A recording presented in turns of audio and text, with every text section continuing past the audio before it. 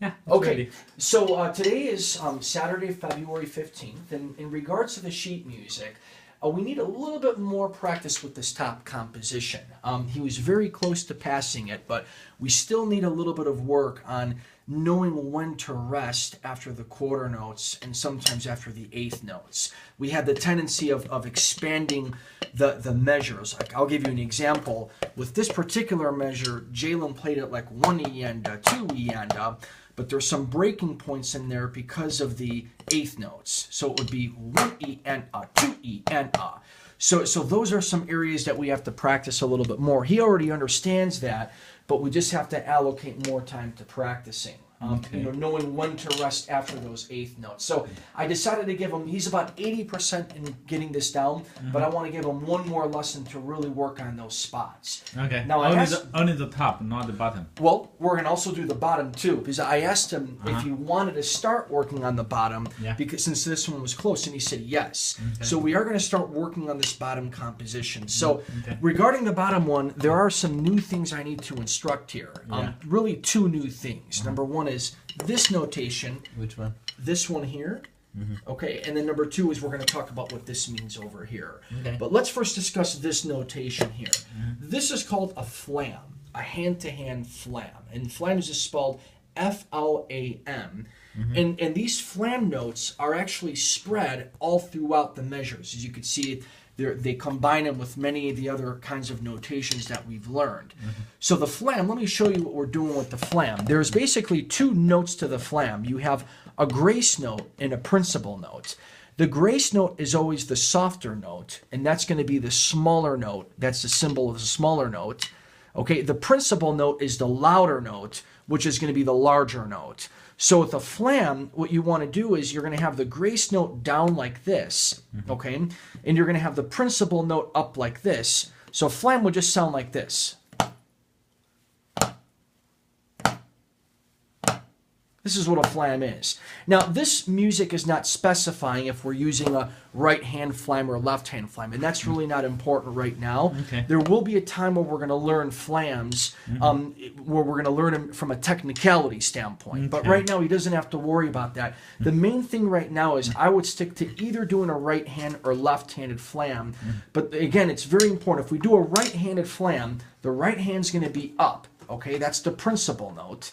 And the left hand's going to be low, which is the grace note. So when I'm playing, the grace note slightly hits the pad before the principal note, like this. Now notice it's very important. I'm not playing them directly simultaneously. I'm not doing this. I'm not doing this. And I don't want there to be a wide gap like this.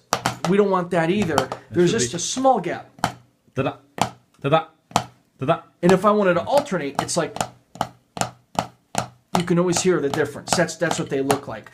And just a couple other important things with the flams. The principal note always has to be high. The tip of the stick is facing upward. We want to get a good snap of the wrist. And then the grace note always has to be low. So when I'm playing, I don't want to lift up the grace note. Some students make the mistake and do this. We don't want to do that. No. We want to keep the grace always close in height to the pad, like this. That's really important. Okay. So with, like I said, So some of this with 1 and some with 2. What that 2 mean? This is different, right? oh yeah, these are the roles. Jalen already knows these, these roles, and then he also knows these. This is what we learned up here. So really, the only new notation is this one over here, the flam. And then what they're doing is they're instructing it separately within the measure, and then they start combining it with the other different kinds of notes. So I'm going to go ahead and play it for you, so you can see how this sounds and how it sounds applied with some of the other notes. Okay. So small note is the grace note. The large note is the principal note. Those are the symbols. So here we go. I'll go ahead and play it, Jalen.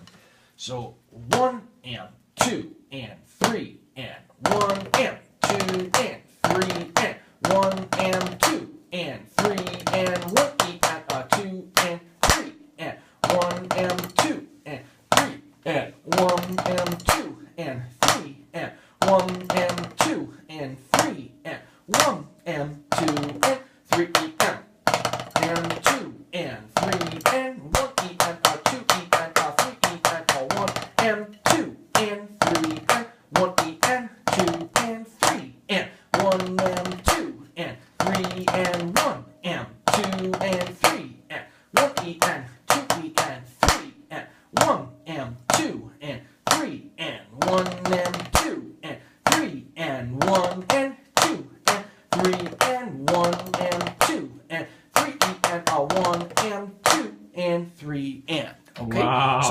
that sounds like. Now, we have one more thing we need to learn, okay? And I would recommend with the flams to play them and to learn them individually before we do them with the sheet music. Okay. So just for Jalen to work on his technique first, getting comfortable doing the flam before he goes to play the music, okay?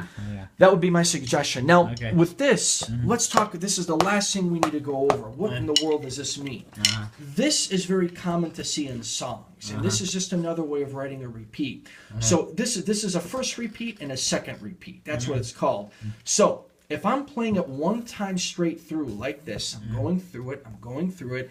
As soon as I come to here, this is the first repeat, then I want to go back to the beginning again and play it a second time, okay? All of them. All of it. And then now the second time I play it, I'm going to play this last measure, and then I go back to this, and then I finish it off. Okay, so one more time, let's go over this. So I'm gonna play it the first time. I'm going through it like I would with any kind of sheet music. Okay, but then I stop right here. Okay, and then I go back to the beginning and I play it again. Now this is the second time I'm playing it.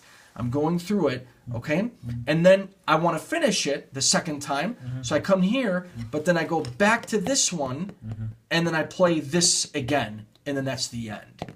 Okay, the second time before this one, do you jump from here to here, or you finish this and this? I finish it. I finish it. Also. Yes. And then you just repeat the last two Correct. measures. That's the second time he plays it around. So the second time he's going through it, he's going to play what these this means totally is one round up to one, and then another round up to the end, and then the last two measures repeat. Correct. Okay. That's correct. Okay. This is very common in music. If he's playing a song or if he's playing music, because a lot of times a song will have the same kind of drum beat for the verse or chorus part. Two phrases. And they have this to phrases to save space, basically. So you're not wasting time writing the same beat down for 50 measures. That's right. You know, and this saves a lot of space. So that's the main purpose of it. Okay.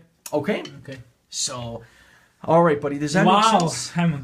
I know this took up a lot of time. Yeah. But at the same time, I felt like you were also ready for it too, because you're very close to going over the top one. Now, do you want to just try it really quick with me? Would you like to try it together? Okay. And I mean, of course. Wait a minute. Let me stop this. It's 8 minutes already.